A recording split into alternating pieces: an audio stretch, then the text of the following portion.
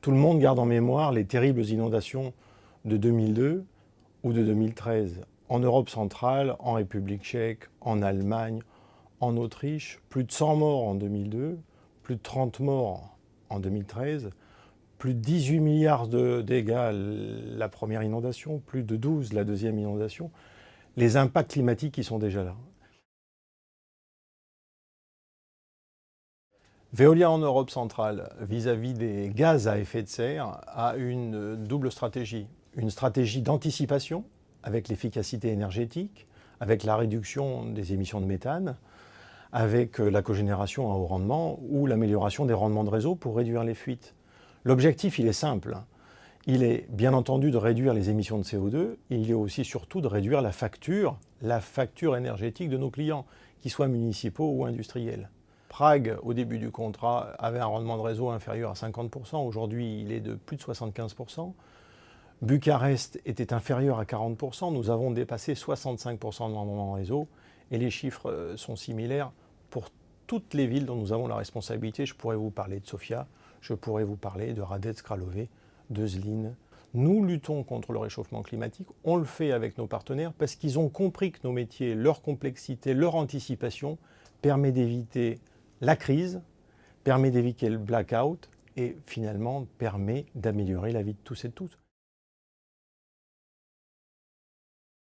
Veolia, dans les villes qui lui ont fait confiance, a établi des relations très directes avec les collectivités et l'État, dans ce qu'on appelle une cellule de gestion de crise. Nous avons les équipements, nous avons centralisé les équipements et mutualisé les équipements, pompage, mais aussi tout ce qui est suivi de réseau, suivi de niveau dans la rivière, anticipation. C'est le système SWIM de Prague où on suit les évolutions météorologiques, le niveau des barrages, le niveau des rivières. On est capable en alerte et par anticipation d'annoncer la catastrophe, mieux qu'annoncer la catastrophe, de la gérer. À Budapest, c'est historique et en 2013, nous avons évité une crue historique. On a reçu les félicitations à la fois du gouvernement hongrois mais aussi du maire de Budapest. Nous avons sauvé la ville. Ça fait partie de nos engagements, ça fait partie des entretiens. Une crise, ça se prépare, ça s'anticipe et ça se gère. C'est le métier de Veolia.